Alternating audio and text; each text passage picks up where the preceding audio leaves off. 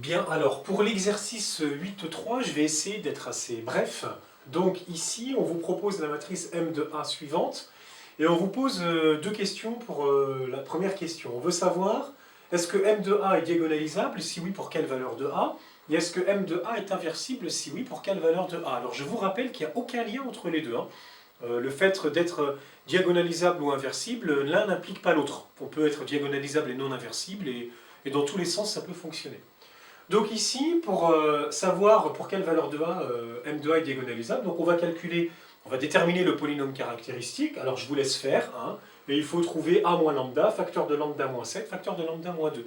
Donc déjà, c'est ce qui est sûr, c'est que il y a comme valeur propre A, 7 et 2, d'accord? Et alors le A, on le voyait tout de suite, hein, que c'était une valeur propre, parce que ça faisait apparaître un 0 ici, ça faisait apparaître une colonne nulle si on faisait M de A moins A fois l'identité, donc A était clairement une valeur propre. Donc maintenant, voilà ce qui se passe en termes de distinction. Donc déjà, si A n'est ni 2 ni 7, ça veut dire que le polynôme caractéristique va admettre trois racines différentes. Donc il va y avoir trois valeurs propres distinctes dans une matrice d'ordre 3, c'est-à-dire que la matrice sera ici diagonalisable. Donc ici, M de A est diagonalisable. Voilà. Donc il n'y a aucun problème si A n'est ni égal à 2 ni égal à 7. Donc maintenant, pour les cas A égale 2 et 7, il faut les traiter au cas par cas. Donc si A est égal à 2, alors voilà votre matrice. D'accord? La matrice, elle devient ça. M de 2, c'est ça. Et là, on voit que 2 est forcément une valeur propre. De toute façon, on le savait, puisque 2 est une valeur propre. Et puis ça saute aux yeux ici. Et puis on le voit ici. Si on enlève 2 ici et là, on va se retrouver avec cette colonne-là qui est 2 fois cette colonne-là. Bon, donc nous, on va jouer sur quoi? On va jouer sur le 2 qui est valeur propre. Bon. Et on va faire comme dans l'exercice précédent, dans les dernières matrices, avec la technicité que je vous avais donnée.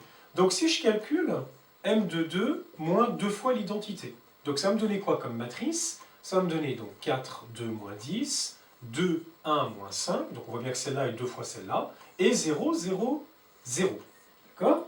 Donc je vais faire comme tout à l'heure avec le procédé pour trouver la dimension de l'espace propre 2, associé à la valeur propre 2.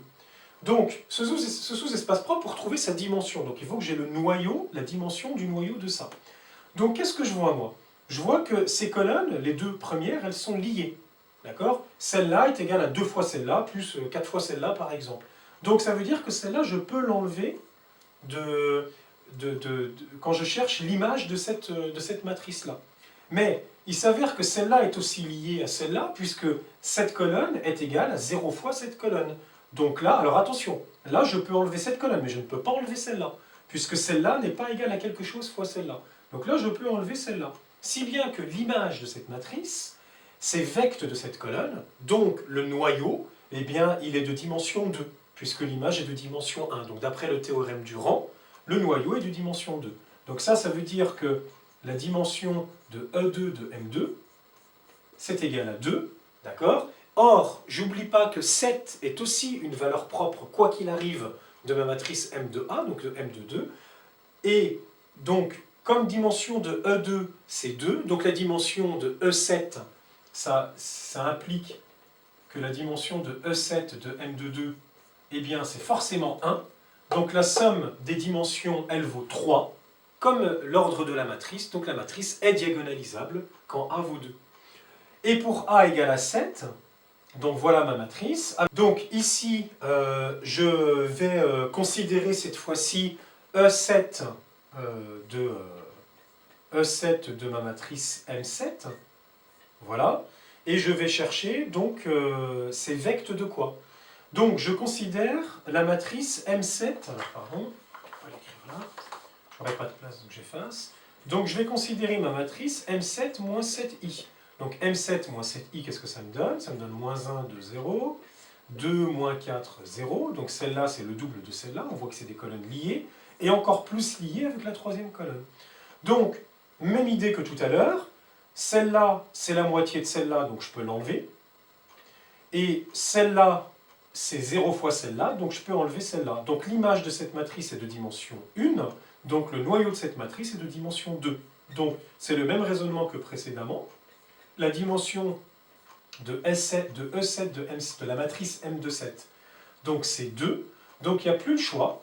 La dimension de E2 de cette matrice, donc c'est forcément 1, puisque c'est au minimum 1, mais que ça ne peut pas le dépasser, sinon la somme des dimensions va dépasser 3. Donc la somme des dimensions, elle vaut 3, donc la matrice est encore diagonalisable. Donc finalement, la matrice M de A est toujours diagonalisable, quelle que soit la valeur de A. Alors maintenant, pour quelle valeur M de A est-elle inversible?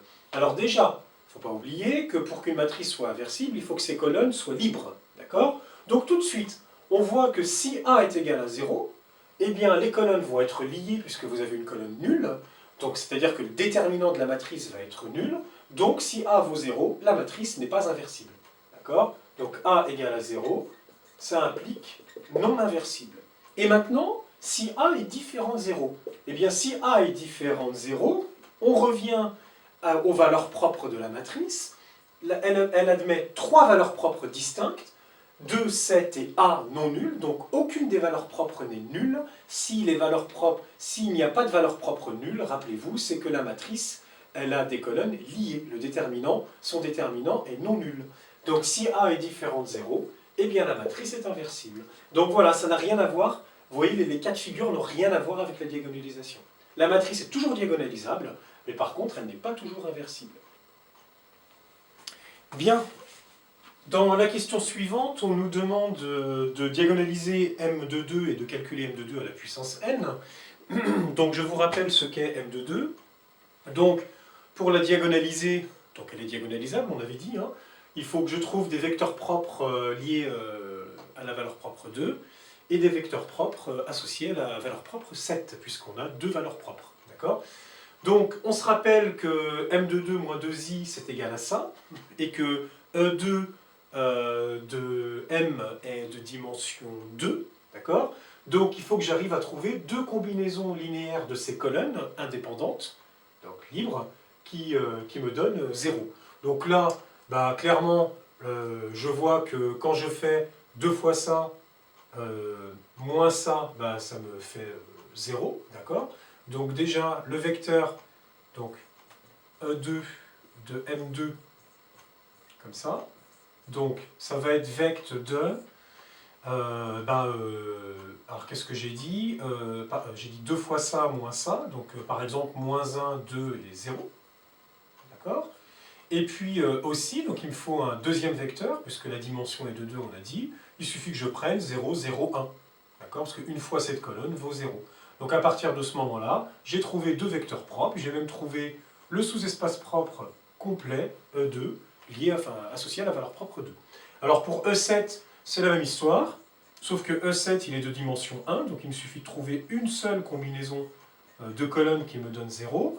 Bon, je vois que quand je fais 2 fois ça plus ça, ça me donne 0, 2 fois ça plus ça, ça me donne 0. Alors quand je fais 2 fois ça plus ça, ça me donne moins 25, d'accord? Et bien c'est pas très grave, je vais le compenser avec le 5 fois 5 là. Donc c'est-à-dire que quand je vais prendre, donc qu'est-ce que j'ai dit? 2 fois ça plus ça, donc j'ai 2 fois ça plus ça, alors je fais attention à la fin, donc ça me donne moins 20, moins 5, moins 25, donc là il suffit que je mette moins 5 pour que ça refasse plus 25, 0, sur la troisième ligne. Donc, j'ai oublié vect bien sûr, vous avez compris, donc c'est vect de ça. Alors ensuite, pour créer une matrice de passage, donc je prends les vecteurs propres comme ils viennent, donc j'ai moins 1, 2, 0, 0, 0, 1 et 2, 1, moins 5. La matrice diagonale correspondante, donc les deux premiers vecteurs liés à la valeur propre 2, donc sur ma diagonale je commence avec 2 et 2, et le troisième vecteur lié à la valeur propre 7, et puis il n'y a que des zéros ailleurs, hein. D'accord? C'est que des zéros mes points. Voilà, donc on se rappelle que la matrice A c'est P fois D fois P moins 1, et que la matrice A puissance n, c'est simplement P fois D puissance n fois P moins 1. D puissance n étant 2 puissance n, 2 puissance n, 7 puissance n, et que des zéros ailleurs, en termes de coefficient de matrice.